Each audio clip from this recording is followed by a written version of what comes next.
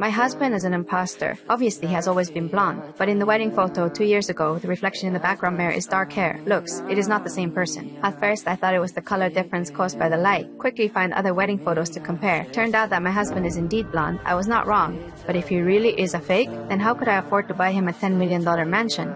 In order to take care of him, I quit my $10 million a year job, and when he was hospitalized in a car accident, I saw him diagnosed with cognitive brain damage. I thought me like a child.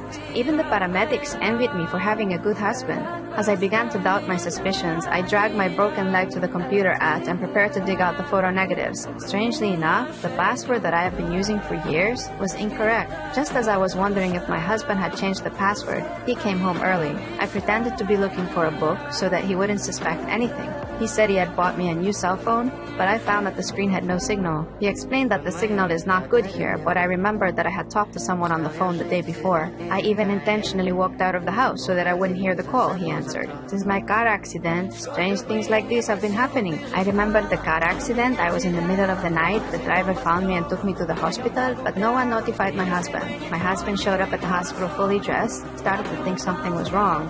The detectives didn't find anything when they talked to me.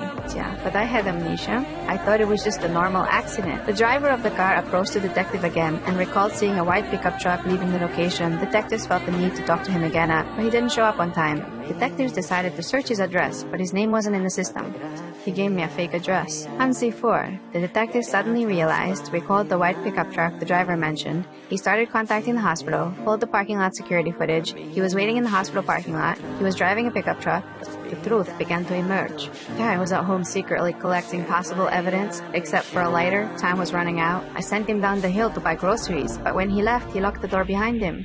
I found the hairpin and opened the door. I found the driver's license and understood my original name. I tried to enter the passwords with this name and the computer had turned on. I found the negative, and the man on it was a brunette, and my now husband was just next to him. The three of us had known each other before. I suddenly remembered everything. My husband had always been the dark-haired man, and just as it was all becoming clear, the internet connection suddenly went down. I ran out of the house, tried to call the police, but there was no signal. Removing the back cover, I realized that the man had already done something. I left the house on foot. Shortly after I left, he suddenly realized that he had forgotten his wallet. He returned to the mansion. When I reached the back garden, I tripped over the ground. I saw a man's body buried underneath, and that's when he came back.